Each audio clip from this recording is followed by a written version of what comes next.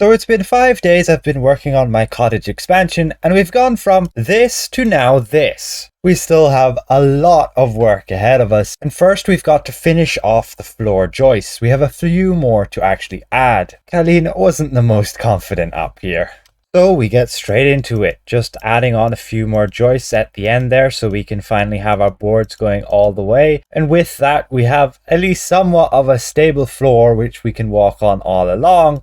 And now we have to do the scary part of removing all of those sheets, at least all the middle ones, you will see. It's going to involve us having to remove still the remaining screws, as we have changed our plan to now encompass the entire roof. And the main reason we have to remove these now is because we want to get these boards up and under the sheets, and with the sheets just there, it's just going to be painful. But first, let's clear away some of these branches as they're a little bit in the way. We just grab our saw here. We can lean over, our feet planted stably on the floor, and just go and saw that off, and then it'll break a bit. But we can just go and pull that out and chuck it down here for now. The sheep and goats will love those juicy leaves. Now we just have to do a few more. So there we go, looking much more cleared up. We did a bit more here on the left as well.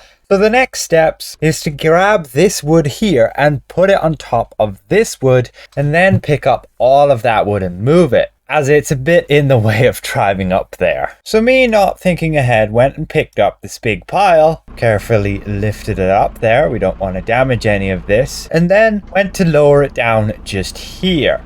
However, we need to make sure that these studs underneath it are actually going to hold it and be in the correct positions to carry its weight so it doesn't like sag on the ground. So we lowered that down and then grabbed the little pile and lowered that on top of the whole bundle, which very nicely the machine has no problem lifting the entire thing. So we've got to go and move that now, as they'll be needing that dung behind there to spread on the field sooner than late. So we move it all over here, and we park the teleporter or a loader and then cover up the wood. And that was all of the 2 hours I could spare that day to work on this. We did get to this point, so I wasn't too unhappy.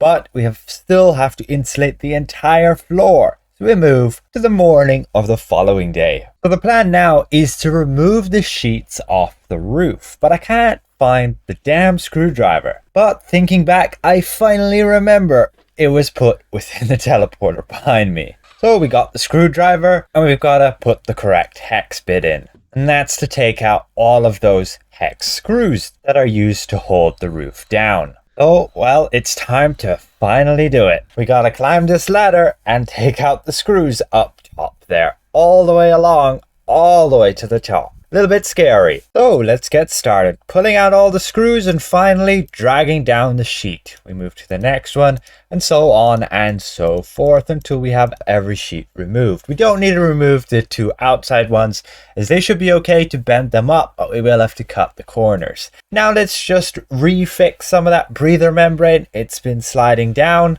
We grab our staple gun just here. We do have like 3 of them. I don't think this is the best one, but we're going to give it a shot.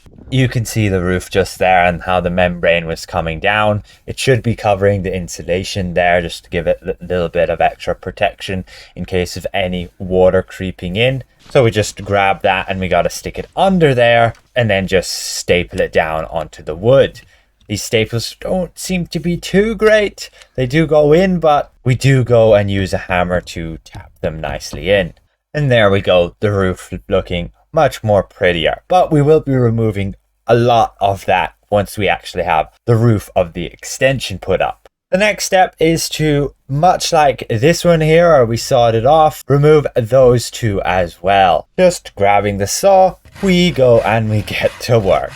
Once we're all the way through, well, that thing just falls off. We can fetch it later. And we do that to the next one as well. So now we can go and we can finally drag our sheets all the way up so that they're butted with it like so. We need to do that with the rest of them as well. Now, one of the biggest steps that's going to take a lot of time is filling these joists with insulation all the way where it's going to be under the actual floor. So we do have our insulation here, 7 rolls. I'm hoping it's enough. I did my math and it should be.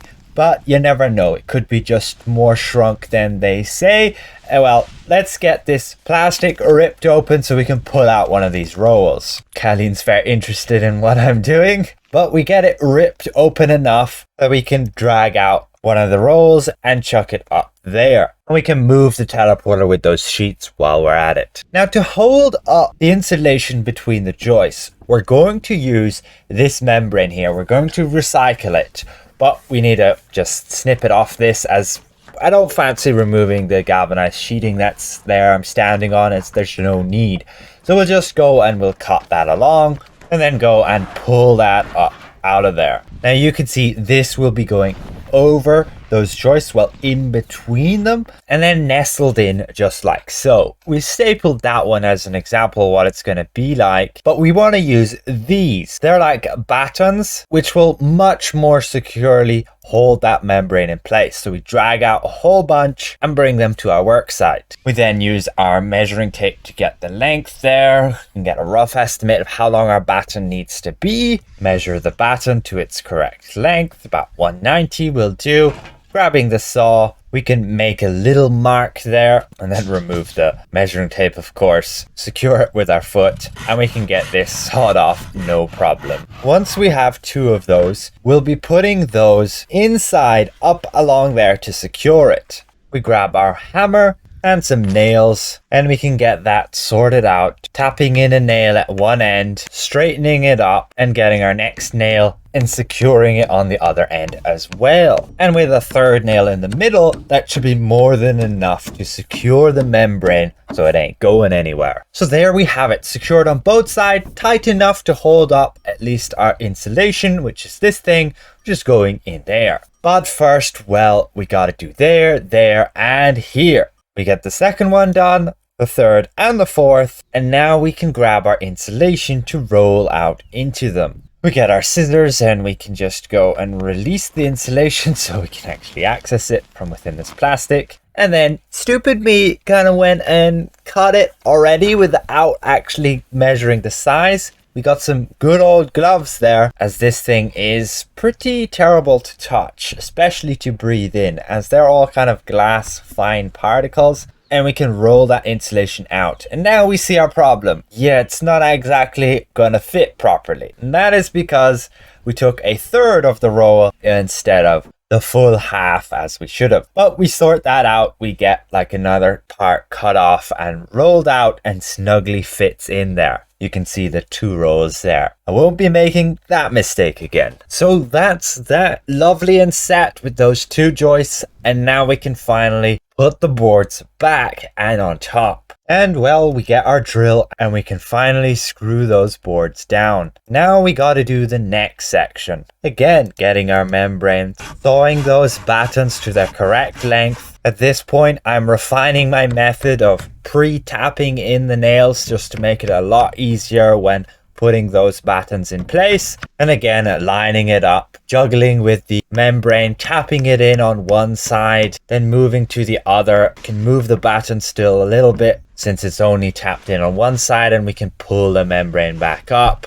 and tap in that nail on that side, and then also in the middle, nice and easy. And well, we do that again, same on the opposite side, until we have finally 2 of those joists fully done, and we can roll out the insulation. And with our second part, where we went to the next roll, we can see it nicely, it's the right size. It makes it a lot easier than having to deal with 2 strips of it. Bloody hell, the first time was annoying. And again, we cover it with boards, screwing those down, removing the boards of the next section. And then I got a little bit distracted. I wanted to do something different, and I got these decking boards and placed them there just to see what it would be like and how big this place would be.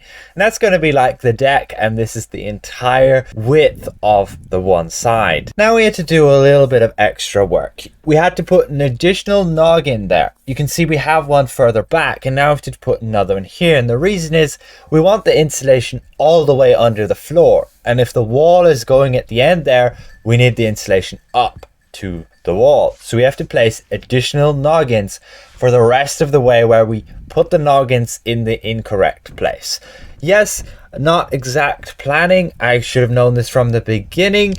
and we gotta measure that distance and measure a new noggin. Overall, it's just extra support, but definitely something you want to keep in mind if you're doing a project like this for yourself. Try and think ahead as much as possible. We get the noggin nicely measured out and then just cut to size. And then we gotta place it in there with some nails. And with those 2 extra noggins in, we can again put our membrane over, secure it down in each location just there, and then fill it with the insulation, covering it with the boards and screwing them down.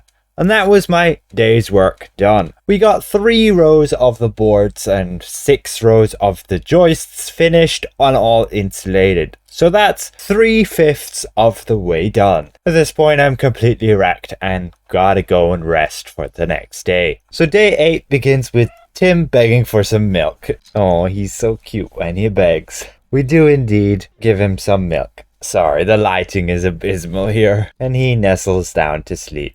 And so while we were working putting new plastic on a pony tunnel, you can greet Colleen here in the morning, we did get the wood delivered to us, and this is the much longer lengths for the roof. Along with that, we also got this new membrane that we will need for the walls of roof, and we also need some between the joists for the insulation, as we don't exactly have enough of the older stuff. So here's our nice flat floor, but underneath these boards, we don't have any insulation yet. So we have at this point much more refined our method for mass producing these support battens by pre-tapping in their nails after cutting them to the right size. We get the last few nails in and you can see all that we've achieved. That's a whole load of battens with support nails. And that's just for between 2 sections. So with that, we're nearly done. We move some support over, roll out the membrane, and it's going just in there. We have to turn it upside down and then tap it in there and secure it, with then the insulation going in between, putting the 2 boards on top, moving to the next areas, again with the membrane. And then I'm like, we actually got some spare older membrane. So we go use that instead, tapping it and securing it in there, again insulating it, putting the boards on top. And that's it. We now have a fully functioning insulated floor. Nice, stable and solid with everything screwed down. The next steps from here is to build up the walls so we can get the roof up ASAP before it freaking rains and ruins all my work. You can see what it looks like there. This thing is pretty massive. A bit bigger than I originally thought it would be. My plans had it scaled down a little bit smaller, but since the wood that I received was actually bigger than I thought I would get, I thought I may as well go with it and make it that little bit bigger. And so again, thank you so much for watching, and we'll see you guys around. Goodbye for now.